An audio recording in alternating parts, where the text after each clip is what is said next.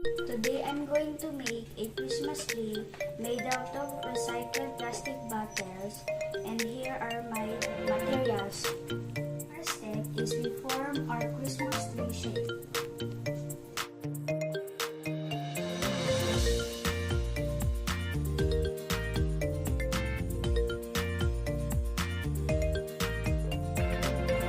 And then we fix the shape with a glue gun.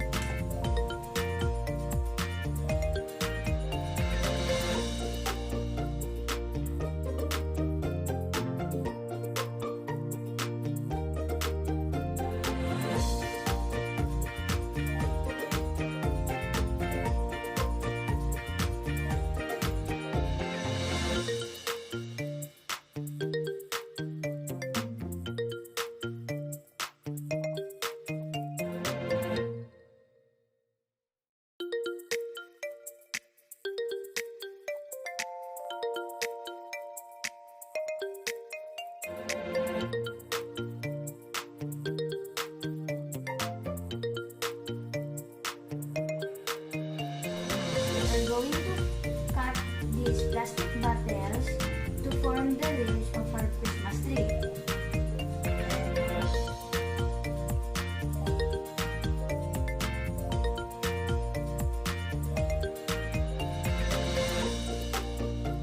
And then we flatten the plastic with the iron.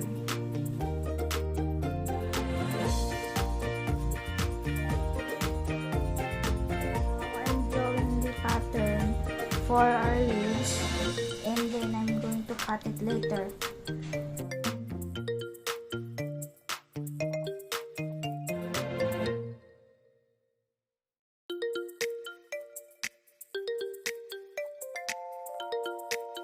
I have cut out the leaves. It's time to glue it on our Christmas tree.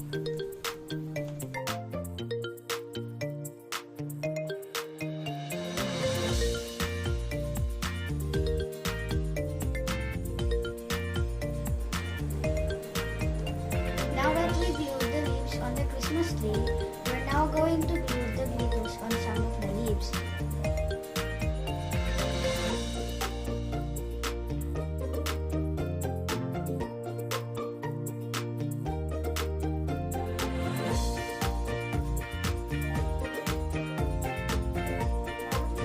Finished putting the glitters, this is now the final look of my recycled Christmas tree.